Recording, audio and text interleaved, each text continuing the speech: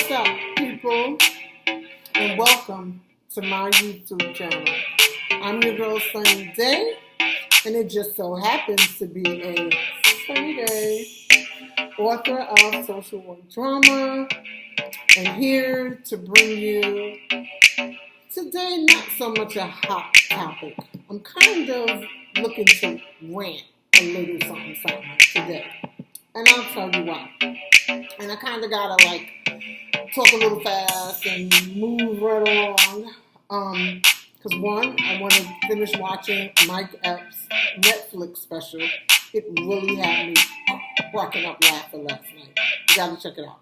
And two, yeah, I admit I still watch Basketball Wives. I guess I gotta admit I'm addicted to reality TV. It's pretty pathetic. I know, but it kind of makes me laugh.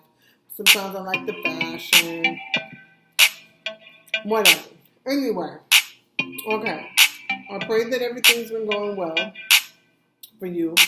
What I really wanted to rant about today, and I'll tell you what kind of provoked the topic, is people that are always expecting a handout.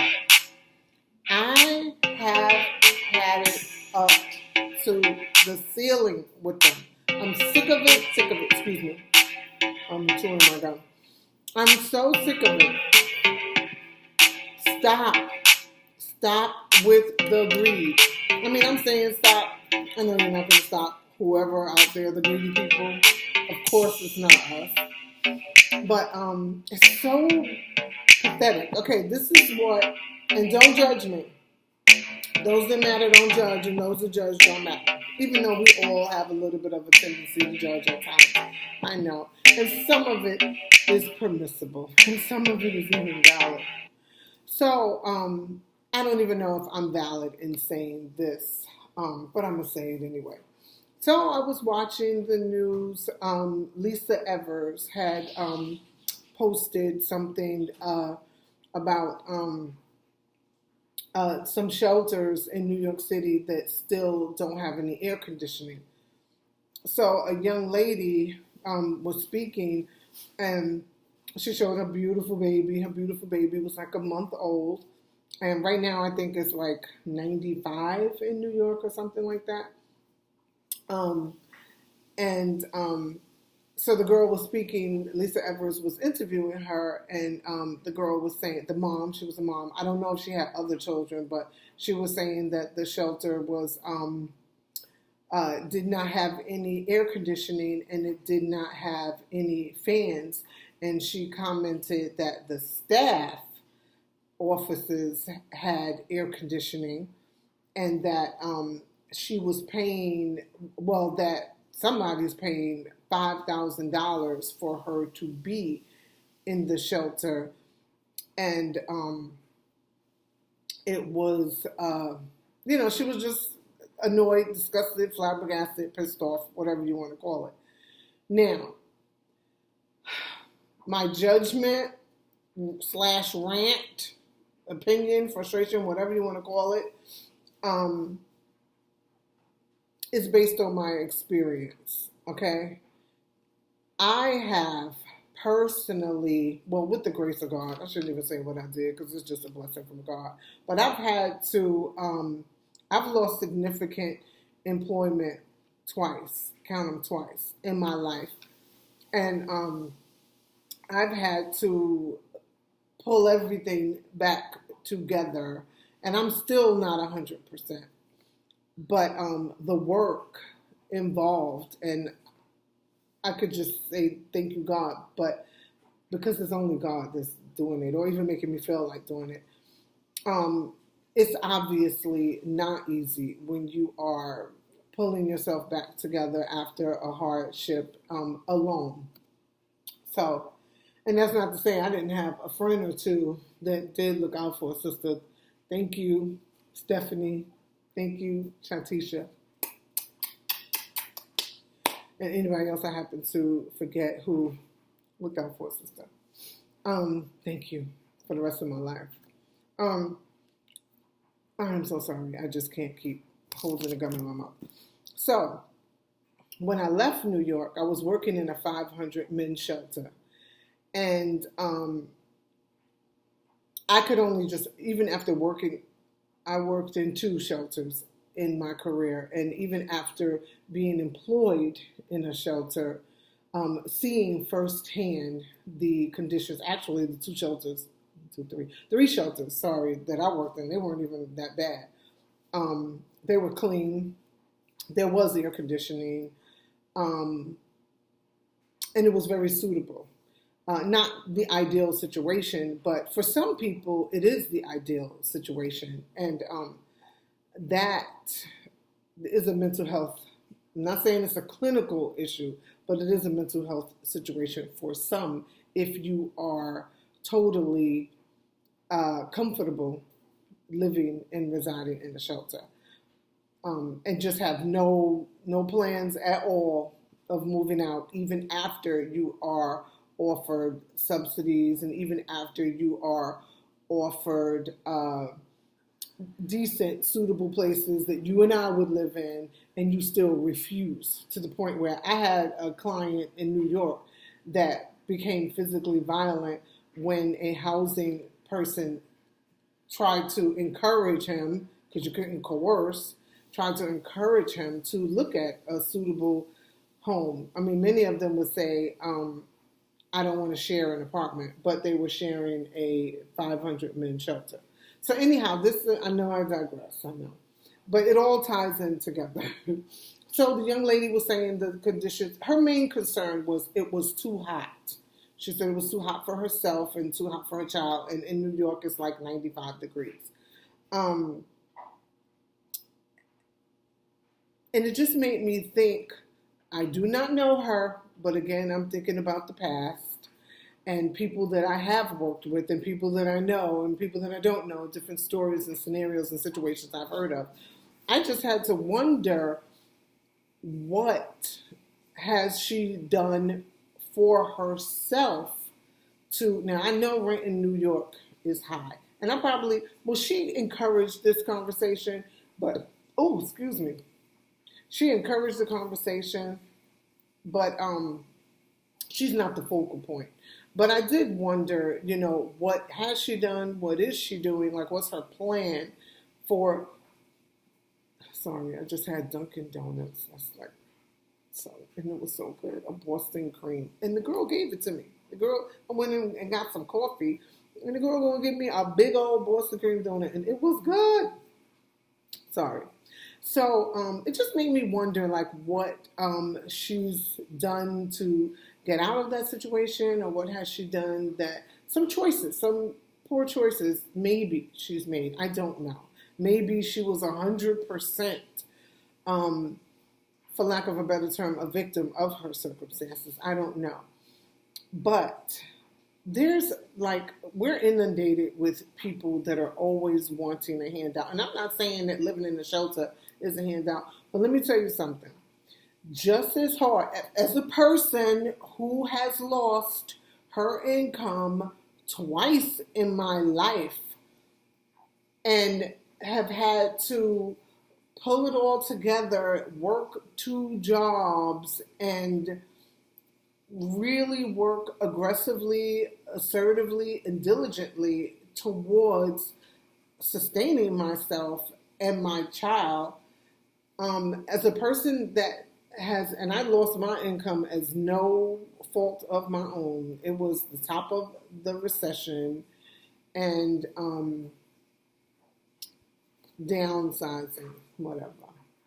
So I think I could speak to this pretty confidently and competently that it takes a lot of work to pull yourself back together when you are single and if you have a child. It's hardcore. So, and I'm saying that it's difficult because it's not something we can't do, because we could do it, but I'm saying it because just as much as people don't put in the work to better yourself, they put in the work to hustle, get handouts, complain, get over on somebody else, manipulate, exploit, on and on and on and on and on. And I'm not the only one. I mean, I'm living in the South, and I see people here with 2 jobs. Pretty much everybody here has 2 jobs that I've met, unless they do have that one that will afford them everything, or people that are married. Almost everybody here, I guess just like anywhere else nowadays, I don't know, has a side hustle. So, or 2 or 3. Actually, I even hear celebrities talk about they got 2 side hustles, 3 side hustles, 4 streams of income. And I'm just saying that to say that the people that do still anticipate handouts from people, not saying that young lady did or that's what she was doing, but she just triggered something in my mind. Actually, I was even thinking about it like a little bit before that, but she was the determining factor when I saw that. Because it's not impossible. It's not impossible. When we set our minds to it, and when I know we get tired. Tired is not even the word. Exhausted. Mentally, physically, emotionally, spiritually depleted. Even after being there, we still can be aggressive and assertive at getting what you need to prosper to the next point. Now, none of it is going to happen without God. Sorry, I don't care what anybody got to say, think, feel, believe. It's not. And God will make it so much easier once we, and even for myself, once you totally surrender and totally focus on Him and how He's doing it, and then like kind of step back and let Him do a little, not like don't do anything, but don't work against God. And I admit I've done that sometimes, just not consciously, not intentionally, but I have worked against my own blessing. That's why I'm telling you, because I don't want you to do it. I did it for you. But, yeah. The people, I'm just fed up. I'm fed up with the people consistently wanting a handout. And I always say, give to the needy and not to the greedy. Yeah, because there's too many. I'm going to give you an illustration. I was working in a retail store, and it was quota, right? So instead of all of us, it was quota driven. Instead of all of us, like, okay, your quota's low, I'm going to help you. Yours is low, I'm going to help you. And it's reciprocal. Everybody was just greedy. Even when they had, you done rang up $3,000 worth of damn people today, and so over here didn't help her or help him, so they don't get terminated or so they don't get a salary decrease. Just your insatiable greed. It's just, and then that greedy person will turn around and expect a handout from you of some form, of some sort, and don't even need it. It's just, I'm so sick of it. It doesn't hurt us to share. It doesn't, I guarantee you, it's gonna come back to you. You win. We all win when we share. And again, it doesn't have to be monetary. It doesn't have to be huge. Just whatever it is going on in your life, whatever, or even if it just means stepping back and you not giving, but just stepping back and not taking. Like the takers, I grew up in a society, and that's another reason why I'm speaking on it, where we always shared, we always cared, we always gave. I kind of feel sad for people nowadays growing up, because you guys don't know, but it was not like this before. We were you had issues, societal issues, and there were, I didn't experience a lot of issues as a younger person with people with greed. I experienced a lot of love and sharing and kindness, and it was always reciprocal. I always tried. I probably didn't give back as much as I could have or even should have, but I did. And I was taught to give and to share. people always gave and shared with me as I was growing up. And I appreciate that. Oh my Lord, I appreciate that so much. Thank you to everybody in my whole life that has helped me and shared with me. And I hope to carry that on throughout my life and for my daughter to share and give to people and give to the needy and not to the greedy. And stop if you know somebody that is a person that's always wanting a handout. Encourage them to be self-sufficient. I was going to say stop doing it, but I don't even think anybody that watches this channel is that way. I'm sure you're not. But yeah, seriously, I'm sure. I'm just sick of it though. I'm really sick of people wanting a handout and just wanting a handout. And early on in my career as a mental health practitioner, I used to see a lot of clients and patients really committed to changing, really committed to hard work, really dedicated to progress and cultivation and evolution of their lifestyles and to employment. I used to see that all the time. And I was so proud to be a part of that in their lives, so proud and honored that these people would choose me, someone that they didn't even know, to allow them to enhance and recover in their lifestyles and to grow and help them find healing in their mental health situations and healing in the familial situations that they had. I'm just so proud and so grateful to have been a part of that. And this was early on in my career. And what saddens me is that I don't see that anymore in the South and even in New York, up north. How they say here, up north. And it's sad. What I do see instead is people wanting a handout. Give me SSI, give me some shmoney, give me some health coverage, which we all should have. Those are things we all should have, but the work, what you gonna do? What you gonna do for it? You know, so I don't want to work towards it. I don't want to attend this program. I'll take my antipsychotics just to get the shmoney, or I'll sell my antipsychotics for the shmoney. True healing and progress and maintenance and taking care of yourself, self-care, complacency, that's, handout, please. What you got going on? What you gonna do for me? What you gonna do? Just keep seeing that. And I'm just so sick of it. It's like disgusting. It's such a turn off. So if you know somebody like that, put them in check. Tell them, girl, get your life together. Boy, get your life together. Okay? Do the right thing like Spike said. And encourage them and don't enable people anymore. Encourage them to stand up on their own and remind them that they can. And people, I saw somebody say on Facebook, stop wishing your family with a lot of money would pay your light bill. They're paying their own bills. I was like, ooh. Now, if you are the one with the most money, share. I'm talking about the people that are always just wanting, never want to give, just always wanting to hand out. And it doesn't have to, again, be monetary. It could just be something else. Always wanting a favor, narcissistic, selfish, greedy. Always wanting a handout. Knock it off, okay?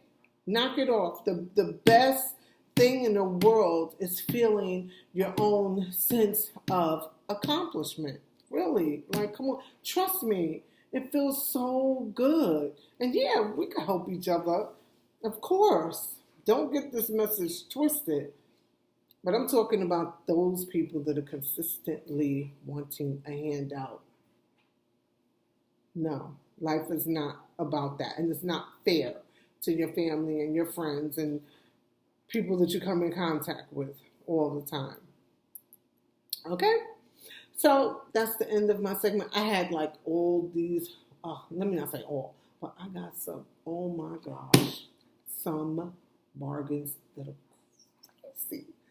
I just didn't want to bring them because I want to go watch Basketball Wives and I want to finish watching Mike Epps. So I'll bring them next time. And until then, if nobody told you that they love you today, guess who does? I do. And so does God. See you soon. And happy 4th of July.